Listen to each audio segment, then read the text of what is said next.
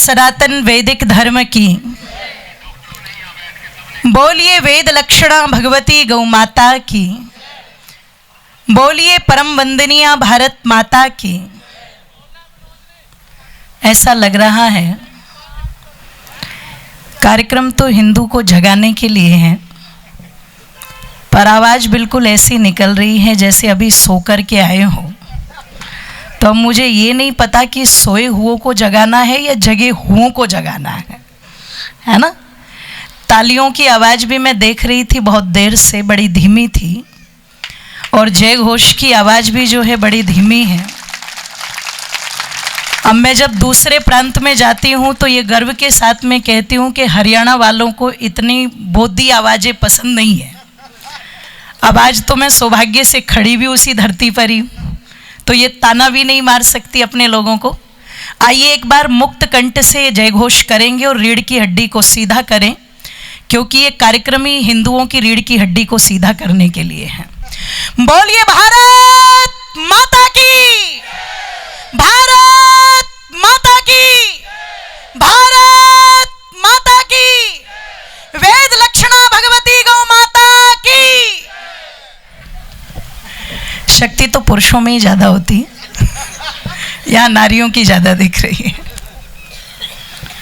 आइए एक बार मन स्थिति को एकाग्र करेंगे और एक बार परमपिता परमेश्वर का स्मरण करते हुए आप सभी मेरे साथ जुड़ने का प्रयत्न करेंगे। ओम इंद्रम वरदन्तु अप्तुरः कृण्वन्तो विश्वार्यम् अपघ्नन्तो रावणः। ॐ स्वस्ति पन्थाय मनुचरेम सूर्ये चन्द्रमसाय विव पुनर्ददिताय ज्ञता जानता संग में मही गायन्ति देवा किल गीत गानी धन्यास्तु ते भारत भूमि भागे स्वर्गाय पवर्गश्च तो भूते भवन्ति भूयः पुरुषाय सुरत्वात् भवन्ति भूयः पुरुषाय सुरत्वात् भवन्ति भूयः पुरुषाय सुरत्वात्। पवित्र पावन इस वेदी पर विद्यमान बड़े ही गौरवान्वित इस हिंदू सम्मेलन में आज के हमारे मुख्य वक्ता के रूप में उपस्थित डॉक्टर प्रीतम सिंह जी, जो सह प्रांत कार्यवाह राष्ट्रीय स्वयंसेवक संघ हरियाणा से जुड़े हुए हैं और कुरुक्षेत्र यूनिवर्सिटी के अंदर भी एक सम्मानित पद पर एक सम्मानित विभाग को आप संभाल रहे हैं। मैं आपका हृदय की गहराइयों से वंदन अभिनंदन करती हूँ। आज की इस आयोजन की हमारी समादरणीय अध्यक्षा, जो केंद्रीय आर्य सभा ट्राई सिटी की सचिव हैं सुश्री कमला आर्य जी, मैं उनका भी स्वागत वंदन अभिनंदन करती हूँ। और इसी कड़ी में हमारी एक और बहन, मैं जिनके नाम से परिचित नहीं हूँ, आदरणीय अंजू गोयल जी, एक बार उनका भी जोरदार करतल ध्वनियों से स्वागत। इस पवित्र पावन गोवन धाम की, वैसे तो कहा जाता है एक शरीर में एक ही आत्मा होती है, लेकिन मुझे ऐसा लगता है यहाँ शरीर एक है और आत्मा ही कहीं है। आत्मा जिसके होने से चेतनता बनी रहे, गति बनी रहे, सामर्थ्य बनी रहे। तो इस धाम की जो सामर्थ्य है, जो गति है, जो ताकत है, उसमें मैं बहुत सम्मान करती हूँ आदरणीय अपने बाबूजी श्री रमाकांत जी का, सम्मान्य हमारे बाबूजी श्री राकेश जी का, और हमारी दीदी यहाँ पर बैठी हैं आदरणीय ललिता जी, सम्मान्य हमारे भ्राता श्री संदीप जी। ये जो सब इस रूप में हैं, ये तो 4 नाम हैं, इसमें और बहुत सारे नाम जोड़े जा सकते हैं। इससे पहले जब भी मैं गोवन में आई हूँ, मुझ पर समय की कोई पाबंदी नहीं रही, लेकिन आज बंधन है समय का, क्योंकि सभी के विचारों को हमें सुनना है। तो संक्षेप में मैं चाहूँगी कि एक बार जितनी भी टीम इस गोवन से जुड़ी हुई है और जो गौ माता की सेवा में तन से, मन से, धन से, हर प्रकार से समर्पित हैं, एक बार जोरदार तालियों से आप उनका वंदन, अभिनंदन करें, उनका उत्साहवर्धन करें। इस पवित्र पावन गोवन धाम की पवित्र भूमि में उपस्थित सभी सनातन भाइयों को, सभी अपनी सनातनी बहनों को हृदय की गहराइयों से मेरा वंदन, अभिनंदन। हमारी संचालिका जी का भी मैं धन्यवाद करती हूँ, जिन्होंने इतने सहज और मधुर वाणी से हम सबको इस वेदी पर यहाँ पर उपस्थित करा करके आप लोगों के मध्य तक लाने का प्रयत्न किया है। और आइए, सबसे पहले आप सभी को बहुत बहुत शुभकामनाएं। आप सब जानते हैं ये सम्मेलन जो हम मना रहे हैं, राष्ट्रीय स्वयंसेवक संघ, जिसके 100 वर्ष पूर्ण हो चुके हैं। और ये जो 100 वर्ष की यात्रा है, ये बड़ी गौरवमयी यात्रा है। तो इस यात्रा के 100 वर्ष पूर्ण होने की प्रसन्नता में मैं हृदय की गहराइयों से आप सभी को बहुत बहुत शुभकामनाएं ज्ञापित करती हूँ। मेरी ओर से आप सभी को बहुत बहुत शुभकामनाएं। अब आप थोड़ा सा संभल करके बैठेंगे, और जब तालियां बजानी हो तो एक दूसरे से सलाह कर लीजिएगा कि कहाँ बजानी है, ताकि एक साथ तालियों की आवाज़ आ जाए। आपने देखा होगा किसी वाटिका के अंदर एक छोटा सा पुष्प, कहते हैं एक छोटी सी कली के रूप में उसका जन्म होता है, और धीरे धीरे जब वो कली खिलने लगती है और पूरी तरह से खिल जाती है, उसके बाद आप उस पुष्प को यदि देखेंगे तो वो केवल देने ही देने का कार्य करता है, वो कुछ भी लेने का कार्य नहीं करता।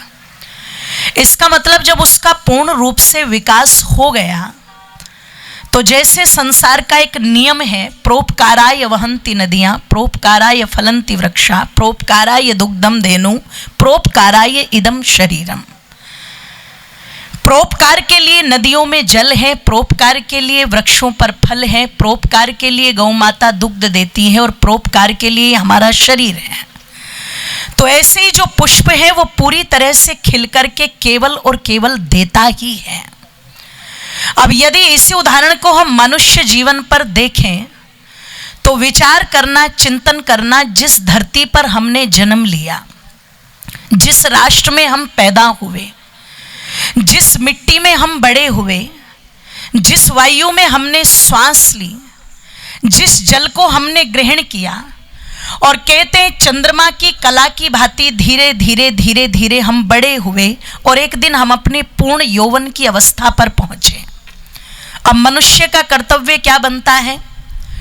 उसने जिस माता पिता के माध्यम से जन्म लिया, उस माता पिता के भी प्रति वो अपने दायित्व को निभाए। जिस परिवार में उसने जन्म लिया, उस परिवार के प्रति भी अपने दायित्व और कर्तव्य को वो निभाए। और ध्यान रखिएगा, परिवार से आगे फिर समाज पर जब बात आती है तो सीधी सी एक व्यवस्था कहती है कि फिर जिस समाज और राष्ट्र में भी उसने जन्म लिया, उस समाज और राष्ट्र के प्रति भी उसके कुछ दायित्व और कर्तव्य बनते हैं। और ये दायित्व और कर्तव्य मेरी माताओं बंधुओं किसी पशु पक्षी पर लागू नहीं होते, ये केवल और केवल मनुष्य पर लागू होते हैं। और लागू होने का एक बहुत बड़ा कारण ये है कि जितने भी पशु पक्षी हमें दृष्टिगोचर होते हैं वो सब के सब, ध्यान रखिएगा, भोग योनि में हैं। पर परमपिता परमेश्वर ने मनुष्य को भोग और कर्म दोनों प्रकार की योनि प्रदान की है। अब जिसे कर्म करने की स्वतंत्रता और सामर्थ्य दोनों परमात्मा ने देकर के भेजी है। आपके पास कर्म करने की स्वतंत्रता भी है और आपके पास कर्म करने की सामर्थ्य भी है, ध्यान रखिएगा, है ना। आपके पास ये दोनों सत्ताएं हैं, ये दोनों कार्य हैं, ये दोनों के दोनों उपलब्धियां आपके पास हैं। तो जिसे परमात्मा ने ये दोनों उपलब्धियां देकर के भेजा है वही समाज में, परिवार में, राष्ट्र में कुछ कर सकता है, बाकी किसी और की करने की कोई औकात नहीं है। और इस श्रेणी में अगर देखा जाए तो केवल और केवल कौन आता है जी? मनुष्य। जो मनुष्य योनि में है केवल वो इस श्रेणी में आता है। तो मैं निवेदन आप लोगों के मध्य में कर दूं, जिस सनातन धर्म में हम पैदा हुए इसकी सबसे बड़ी विशेषता यही रही, सनातन की सबसे बड़ी विशेषता यही है कि यहाँ पर केवल अपने लिए जीवन जीने की बात नहीं है। मैथिली शरण गुप्त जी की 2 पंक्तियां हैं जो मैं हर बार बोल दिया करती हूं कि वही पशु प्रवृत्ति है जो आप ही चरे और वही मनुष्य है जो दूसरों के लिए मरे। तो जो दूसरों के लिए कुछ कर सकता है, दूसरों के लिए परोपकार का भाव ला सकता है, दूसरों के लिए परमार्थ और पुरुषार्थ कर सकता है, वो मानव है। और मानव में भी अगर आप देखेंगे तो संसार के अंदर आपको बहुत सारे मत संप्रदाय अलग अलग रूप में नजर आएंगे जो केवल अपने लिए जीने की बात करते हैं। ध्यान रखिएगा, आज जो ये देशों में विदेशों में जो युद्ध छिड़े हुए जगह जगह, अगर इनकी युद्ध नीति के मूल में जाने का प्रयत्न करोगे तो इनकी युद्ध नीति वो वाली नीति नहीं है कि जियो और जीने दो। आज ध्यान रखिएगा, चाहे रसिया हो, चाहे यूक्रेन हो, चाहे अमेरिका हो, चाहे तालिबान हो, चाहे इजराइल हो, चाहे हमास हो, ज्यादातर देशों की जो नीति मिलेगी आपको वो मिलेगी कि या तो हम रहे या तो वो रहे। ध्यान रखिएगा, पर भारत जैसी इस पवित्र धरती पर जिस सनातन का जन्म आज से करोड़ों वर्ष पहले हुआ, इस सनातन धर्म की सबसे बड़ी विशेषता यही रही, हमने कभी नहीं कहा कि हम केवल जिएंगे और दूसरे को हम जीने नहीं देंगे। हमारे यहाँ सबसे पहले जब घर में पूजा आरंभ हुई, मंदिरों में पूजा आरंभ हुई या सार्वजनिक से पूजा आरंभ हुई, तो हमारे यहाँ सबसे पहले भावना यही रही, सर्वे भवन्तु सुखिना सर्वे सन्तु निरामया सर्वे भद्राणि पश्यन्तु मां कश्चित् दुख भाग भवेद। हे प्रभु, मैं भी इस धरती पर रहूं लेकिन मेरे साथ साथ दूसरा भी रहना चाहिए। और दया का जो स्तर हमारा रहा वो इतने उच्च श्रेणी का रहा कि मैं मानव हूं, केवल मुझे जीने का अधिकार है नहीं, दूसरे मानवों को भी जीने का अधिकार है। लेकिन मानवों के साथ साथ हमारे घर की जो बड़ी बूढ़ी किसी यूनिवर्सिटी में पढ़ने के लिए नहीं गई, उन्होंने छोटे छोटे बच्चों के हाथ में आटा दे करके कहा, बेटे जाओ ये चींटी को डाल करके आओ क्योंकि चींटी को भी रहने का अधिकार है। जाओ ये रोटी कुत्ते को देकर के आओ क्योंकि कुत्ते को भी रहने का अधिकार है। जाओ ये रोटी छत पर डाल करके आओ, ये दाने छत पर डाल करके आओ क्योंकि पक्षियों को भी रहने का अधिकार है। मुझे गर्व है अपने इस हिंदू धर्म पर जहां एक मूक प्राणी पर भी दया करने का भाव हमारे अंदर आता है। हम उस गौरवान्वित करने वाली संस्कृति में पैदा हुए हैं। बस सोचने वाली बात यह है कि आज से करोड़ों वर्ष पहले जब हम यज्ञ करते हैं तो पंडित जी संकल्प कराते हैं, और संकल्प में हम 7000 वर्ष की बात नहीं करते, 10,000 वर्ष की बात नहीं करते, 2500 वर्ष की बात नहीं करते, 1500 वर्ष की बात नहीं करते, 1,98,8,53,126 वर्ष की बात हम करते हैं। लगभग 2 अरब करोड़ वर्ष, 2 अरब वर्ष पहली हमारी संस्कृति जो इतने लंबे काल से चली आ रही है। और जब इसके इतिहास में, इसकी गहराइयों में हम जाते हैं, आप गूगल बाबा की शरण में भी जाकर के पूछोगे ना, और आप पूछोगे कि महाभारत काल में कौन सी सभ्यता थी, तो आपको वहां पर जावेद और नावेद वाले नजर नहीं आएंगे, आपको वहां पर वेद वाले नजर आएंगे जो वेद की परंपरा को मानते थे। ध्यान रखिएगा, आप त्रेता युग में रामायण काल का इतिहास पढ़ोगे तो वहां पर आपको वैदिक संस्कृति के वाहक नजर आएंगे। आप सतयुग का इतिहास पढ़ोगे तो वहां आपको सनातन की परंपराएं नजर आएगी। अब मुझे कभी कभी ये लगता है कि पता लगा इतने पुराने हम पूरी पृथ्वी पर फैले, सब देशों के अंदर फैले। महाभारत में युधिष्ठिर के राजसू यज्ञ में वर्णन आता है कि सर्वसम्मति से महाराज युधिष्ठिर को चक्रवर्ती राजा चुना गया, जो भगवान योगीराज कृष्ण की नीति थी, और उसमें सब देशों के राजा आए। और जैसे आज अपने भारत में G20 का सम्मेलन जब हुआ था, तो उसमें कोई क्रिश्चियन देश का राजा आया, कोई इस्लामिक देश का राजा आया, पर मैं आपको बता दूं, युधिष्ठिर महाराज का जो राजसू यज्ञ था, न उस समय इस्लाम था, न उस समय ईसाईयत थी। पाताल लोक से, यानी कि जिसको अमेरिका कहते हैं, वहां का राजा जो बबरू वाहन चल करके आया, वो भी सनातन का मानने वाला था। चीन का राजा भगवत दत्त जो चल करके आया, वो भी सनातन का मानने वाला था।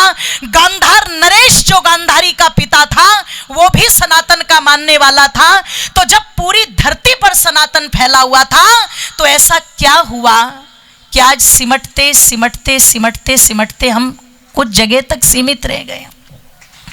और मूल में जब जाकर के देखोगे तो भूल एक नहीं है, भूल अनेक है। ध्यान रखिएगा, अनेक भूले हैं।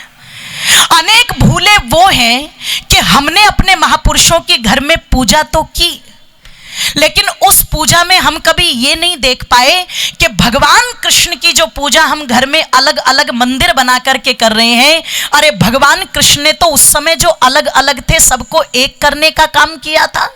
हम रामचंद्र जी की पूजा जो घर में अलग अलग मंदिर बना करके कर रहे हैं, रामचंद्र जी ने तो उस समय सबको एक करने का काम किया था। बोलो, किया था कि नहीं किया था? अयोध्या से लेकर के लंका तक श्री रामचंद्र जी की यात्रा को जब आप पढ़ेंगे, तो जहां जहां श्री राम जाते रहे, वहां वहां सबको एक करते रहे। लेकिन उस एकता की यात्रा में भी एक बात ध्यान देने योग्य है, जो गले लगाने योग्य था, चाहे वो कमजोर सुग्रीव क्यों ना हो, पर धर्मात्मा है तो कमजोर को भी गले लगा करके एक किया।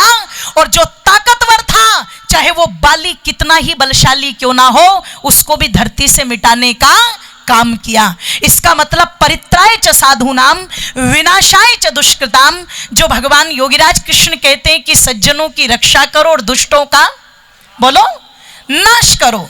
तो वो जो एकता की यात्रा थी, संगठन की यात्रा थी, मैं निवेदन कर दूं, वो चित्र तक तो सीमित रही, पर हमने उसे चरित्र में लाने का प्रयास नहीं किया। राम की पूजा तो सबके घर में थी, लेकिन जब राम के काम करने की बारी आई तो हम जातिवाद के नाम पर बट गए। जब कृष्ण का काम करने की बारी आई तो हम ऊंच नीच के भेदभाव में बट गए। जब पता लगा उन महापुरुषों के, उन हमारे देवी देवताओं के पद चिन्हों पर चलने की बारी आई तो हम ऊंच नीच में, छुआछात में बट गए। अब इस जातिवाद ने, इस छुआछात ने, इस ऊंच नीच ने लाभ तो इस हिंदू समाज का कुछ किया नहीं, लेकिन हानि इतनी बड़ी कर दी कि आज जिन लोगों को आप अलग संप्रदाय में देखते हैं, अलग मत में देखते हैं, उनके पूर्वज, कभी ध्यान रखिएगा, हमारे पूर्वजों के भाई बंधु बेटे थे, वो हमारे पूर्वजों के थे, है ना। पता लगा हम लोगों ने जातिवाद के चक्कर में, छुआछूत के चक्कर में इतनी घृणा, इतना द्वेष अपने मन में जगा दिया कि हमारे ही भाई कट कट करके हमसे अलग हो गए, है ना। पता लगा कुछ को चादर वाले ले गए और कुछ को फादर वाले ले गए। और आज भी अगर बात की जाए, आज भी अगर बात की जाए, ध्यान रखना, तो आज भी ये चीजें कम नहीं है। आप विचार करना, ईसाइयों की लगभग कितनी कंट्री है जी? 145-146 कंट्री। तो अगर 145-146 देश ईसाइयों के हैं, तो सबसे बड़ा चर्च किस देश के अंदर बनना चाहिए? बोल दीजिए एक बार, इतना तो बोल ही सकते ना।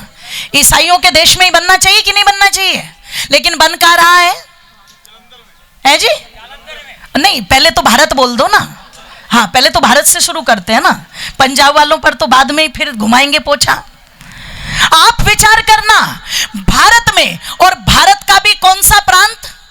पंजाब, जिसको सबसे ताकतवर, सबसे बलशाली, और मैं कहूं जिसको शेरों का प्रांत कहा जाता है, वो पंजाब प्रांत, जो भगत सिंह की धरती रहा, सरदार उधम सिंह की धरती रहा, लाला लाजपत राय की धरती रहा, उस पर सबसे बड़ा चर्च अगर बनता है तो ये हमारे लिए डूब करके मरने वाली बात है।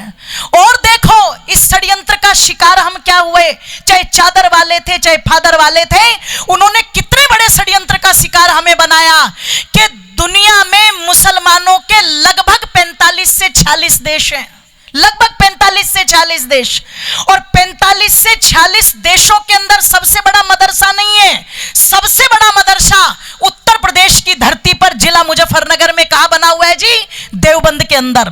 जितने भी फतवे जारी होते हैं ज्यादातर वहां से होते हैं। तो विचार करना, चिंतन करना, आज 100 वर्ष की यात्रा हिंदू सम्मेलन की है, 150 वर्ष की यात्रा आर्य समाज की है। इतने महापुरुष हमारे कट गए इस सनातन के लिए, इतने महापुरुष हमारे मर गए इस सनातन के लिए। अरे बड़े तो बड़े, गुरु गोविंद सिंह ने इस सनातन के लिए अपने बच्चों तक को बलिदान कर दिया। आज अगर वहां पर देखा जाए तो कितनी शर्मनाक बात है कि सबसे बड़ा चर्च भी यहीं बनेगा और सबसे बड़ा मदरसा भी यहीं पर बनेगा। और मैं तो कहती हूं आगे आने वाला समय अगर इसी प्रकार का रहा ना तो दुनिया के जितने भी मत संप्रदाय के लोग हैं वो सब के सब भारत को ही ढूंढेंगे। और लोगों को लगता होगा कि भारत कमजोर है, भारत कमजोर नहीं है। निश्चित हमारे यहां पर कहा जाता था कि दया करो, निश्चित कहा जाता था। भगवान शिव का नाम लिया गया वो दयालु, भगवान राम का नाम लिया गया वो दयालु, भगवान कृष्ण का नाम लिया गया वो दयालु, हनुमान जी का नाम लिया गया वो दयालु। लेकिन दया के साथ साथ क्या कभी आपने पूजा करते समय ये देखा कि भगवान शिव के हाथ में जो त्रिशूल है क्या केवल वो सेल्फी खिंचवाने के लिए है जी? भगवान राम के कांधे पर जो धनुष है वो रील बनाने के लिए ले गए थे क्या श्री रामचंद्र जी? भगवान कृष्ण का जो सुदर्शन चक्र है क्या वो शिशुपाल जैसे पापियों की गर्दन काटने के लिए नहीं था? और यदि मैं हनुमान जी की बात करूं तो हनुमान जी ने तो हंसते हंसते लंका को तहस नहस कर दिया था, उसको जला दिया था। हम एक पक्ष को लेकर के तो चले कि दया करो दया करो, सब में घुलने मिलने की कोशिश करो, लेकिन जो दूसरा बल वाला पक्ष था हमारा, जो हमारा शस्त्र वाला पक्ष था, हम उनको अपने साथ लेकर के नहीं चले। और इसी प्रकार की ये छोटी छोटी भूलों ने जानते हो क्या किया? ये कर दिया कि आज भारत के अंदर भी हम पूर्णतः ये नहीं कह सकते कि भारत पूरी तरह से हिंदू राष्ट्र है। कह सकते हैं क्या? बोलो, नहीं कह सकते। बस इस संगठन का उद्देश्य यही था, इस देश को हिंदू राष्ट्र बनाना। ध्यान रखिएगा। और मुझे पता है क्योंकि मैं यात्राओं में निकलती हूँ, ये काम इतना आसान नहीं है, मुझे पता है। अभी मैं आज ही बाबूजी को बता रही थी कि हम लोग छत्तीसगढ़ के अंदर गए, एक कथा थी मेरी वहां पर, कथा के बीच में ही हमारी योजना बनी। और जब योजना बनी तो लगभग 104 परिवार ऐसे थे जो पूर्णतः ईसाई हो चुके थे। उन 104 परिवारों को समझा बुझा करके एक संगठन बनाया गया, उनके पीछे लगाया गया, बार बार उनको उनके पूर्वजों की बातें याद दिलवाई, पूजा पद्धतियां याद दिलवाई, संकल्प याद दिलवाए, महापुरुषों की कहानियां याद दिलवाई। तब जाकर के 104 परिवार तैयार हुए जिन्हें वापस हम हिंदू धर्म में लेकर के आए। और यह अभियान हमारा चल रहा है और ये कार्य करना पड़ेगा, ये मुझे नहीं करना पड़ेगा, मैं तो कर ही रही हूं। मेरी तो जितनी जीवन है वो सारा का सारा इस सनातन के लिए, इस हिंदुत्व के लिए और अपनी भारत माता के लिए और अपनी गौ माता के लिए समर्पित है पूरी तरह से। मेरा तो जीवन है, लेकिन मैं ध्यान रखना केवल मेरे करने से या इन लोगों के करने से या इनके करने से काम नहीं चलेगा। एक एक व्यक्ति को अपनी जिम्मेदारी समझनी पड़ेगी। आप परिवार को भी सुरक्षित करते हैं कि नहीं करते हैं? बोलो। सीसीटीवी कैमरे लगवाएंगे, दीवारें ऊंची ऊंची बनवाएंगे, मेरे घर में किसी की घुसपैठ ना हो जाए। अरे घर की घुसपैठ से तो डर रहे हो, पर जो देश में घुसपैठ हो रही है, हर प्रांत में घुसपैठ हो रही है, हर जिले में घुसपैठ हो रही है, हर मोहल्ले के अंदर घुसपैठ हो रही है, ये घुसपैठ कौन रोकेगा? इसे भी रोकने की जिम्मेदारी हमारी है। जो घुसपैठ करके पड़ोस के पड़ोस खाली करवा रहे हैं, ध्यान रखिएगा, 100 हिंदू परिवार होंगे, एक मुसलमान व्यक्ति भाईजान भाईजान करके बड़े आराम से रहेगा, उसे कोई दिक्कत नहीं है। पर मैं कहती हूं 50 घर अगर मुसलमानों के हैं और उन 50 के बीच में अगर 2-4 हिंदू परिवार हैं तो वो सुख शांति से नहीं रह सकते, वो घर बेचने की योजना बना रहे हैं। तो घर बेचने की योजना बना करके कब कब छोड़ करके भागोगे और कहां कहां से छोड़ करके भागोगे? आप विचार तो करो ना। कभी आपकी जड़ें अफगानिस्तान तक फैली हुई थी, आज अफगानिस्तान का गूगल पर आने लगा कि हमारी जो पैतृक देवी है वो अफगानिस्तान के अंदर है जी। तो आप विचार करना कि आप कहां कहां से छोड़ करके भागोगे।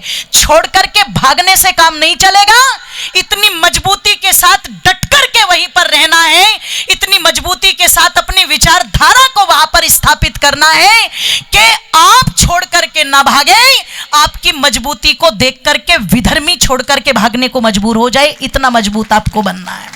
और ये मजबूती कब से आएगी, कहां से आएगी?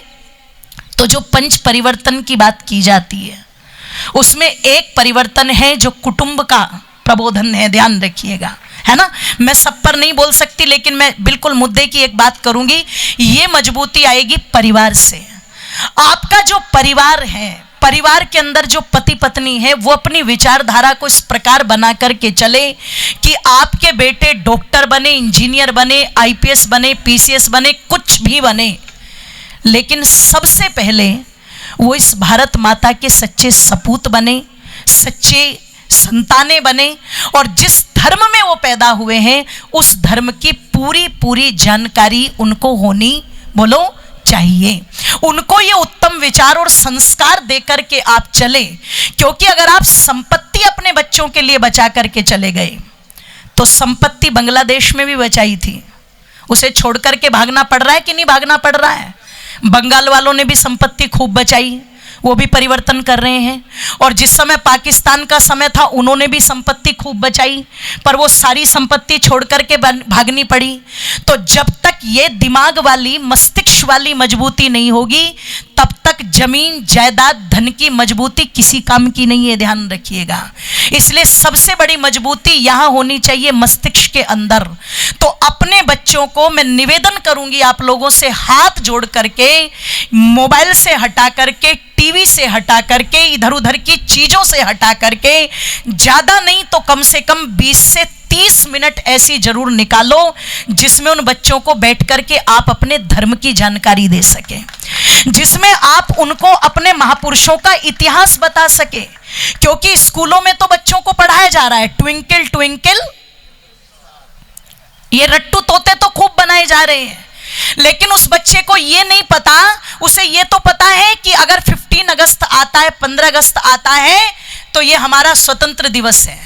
लेकिन स्वतंत्र दिवस को लाने में, आजादी को लाने में किसका क्या योगदान रहा, ये आज की पीढ़ी को पता, जोर से बोलो, उन्हें ये नहीं पता, उन्हें बिल्कुल नहीं पता है, ध्यान रखिएगा। उन्हें ये तो पता है कि आज परिवार में जरा सी लड़ाई बजती है और तुरंत कोई पंखे पर लटक जाता है और कोई सल्फास खा करके मर जाता है, पर उन्हें ये नहीं पता कि भगत सिंह के चाचा अजीत सिंह जी, जो 35 साल तक देश निकाला रहे और 35 साल के बाद जब लौट करके आए, डलहौजी में थे, टीवी पर समाचार सुना, पत्नी हरनाम कौर बराबर में बैठी थी, युवा पत्नी को छोड़ करके चले गए थे और 35 साल के बाद बूढ़ी हो गई थी, सफेद बाल हो गए थे पत्नी के।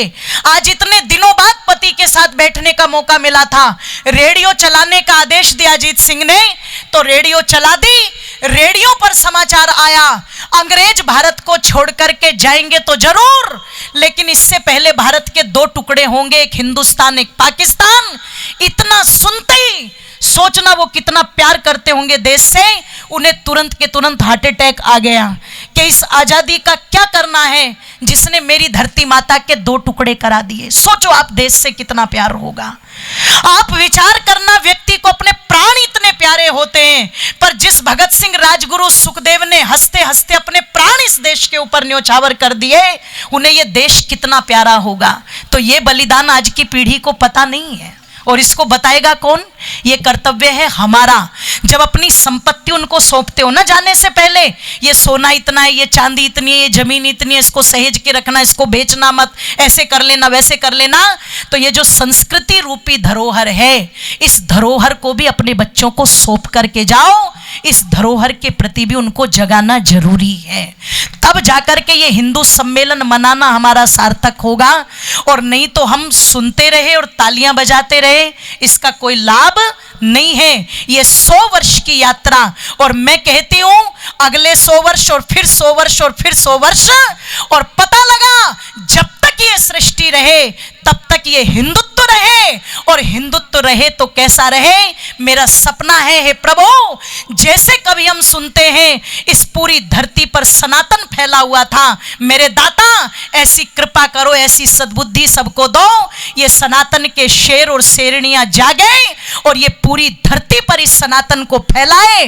क्योंकि पूरी धरती पर अगर शांति हो सकती है तो ना कुरान कर सकती, ना बाइबल कर सकती। पूरी धरती पर अगर शांति होगी तो केवल और केवल सनातन धर्म से होगी। नान्या पंथा विद्यते अयनाय, और कोई दूसरा मार्ग नहीं है। ये कुछ बातें मैंने आप लोगों के सम्मुख कही। ये विषय ऐसा है जिस पर जितना बोलो उतना कम, लेकिन पहले पत्र में कहा जाता ना, थोड़ा कहा है कम समझना, और मेरी बातें थोड़ी जली कटी सी होती है, कुछ मुझे ऐसा लगता है, ऐसा ही व्यक्तित्व है थोड़ा सा, तो मैं जली कटी इसलिए बोल देती हूँ क्योंकि शहद की गोलियां तो आपको सब चटा रहे हैं, पर कोई कड़वी दवाई देने वाला भी होना चाहिए। क्योंकि मीठी दवाइयाँ काम करे ना करे, कड़वी दवाइयाँ अंदर तक धो धो करके काम करती है। तो इसलिए मेरी भाषा थोड़ी सी इस प्रकार की होती है। आप इस पर चिंतन करेंगे, मंथन करेंगे, और मुझे पूरी आशा है उस कर्तव्य के प्रति आप जरूर जागेंगे जो कर्तव्य हमारे ऋषियों ने, महर्षियों ने, और जो इस संघ को स्थापित किया, जिन्होंने एक भावना के साथ, एक त्याग के साथ आप उसको समझेंगे और अपना कर्तव्य समझ करके उस पर चलने का प्रयत्न करेंगे, मुझे पूरी आशा है। एक बात मैं चलते चलते और कहना चाहूंगी। अभी कहा जा रहा था कि गोवंश से इन्हें विशेष प्रेम है। मैं बताना चाहूंगी आप सबको, मुझे कितना प्रेम है वो शब्द मेरे पास में नहीं है। मुझे इस धरती में आने का सौभाग्य जो प्राप्त हुआ, मैं उसको शब्दों में व्यक्त कर दूं वो भी मेरे पास में नहीं है। लेकिन मेरे जीवन की सबसे पहली एक अद्भुत घटना जो मेरे साथ में जुड़ी, वो ये जुड़ी कि मुझे भ्राता संदीप जी ने एक बात कही थी, लोग सुनने आए ना आए पर गौ माता आपको सुनेगी। तो मुझे गौ माता नहीं सुनती, मेरी गौ माता सुन लेती है। तो जहां मेरी बात को गौ माता सुन ले, मैं मानती हूँ लोग मरने के बाद स्वर्ग में जाते हैं, मैं जीते जी स्वर्ग में आती हूँ। और जब मेरे लिए ये स्वर्ग है तो मैं इसका आनंद कभी भी छोड़ने वाली नहीं हूँ, मैं कभी भी इसका आनंद नहीं छोड़ूंगी। तो जो गौ माता के लिए हमने एक अभियान शुरू किया था कथा में, परमात्मा की कृपा बरस रही है, लोग जुड़ रहे हैं, और जुड़ रहे हैं तो मन से जुड़ रहे हैं। और इस अभियान को हमारा उद्देश्य है दूर दूर तक पहुंचाना। मैं इसमें जुड़ चुकी हूं और गोवन सेवा धाम भी इसमें पूरी तरह से जुड़ चुका है। मेरा एक सपना है, मैं जीते जी उस सपने को देखूं ना देखूं, पर मेरी आगे आने वाली पीढ़ियां देखेंगी। मैं देखना चाहती हूं एक दिन भारत के अंदर से पूर्ण गौ हत्या जो है वो बंद हो, ये मेरा सपना है।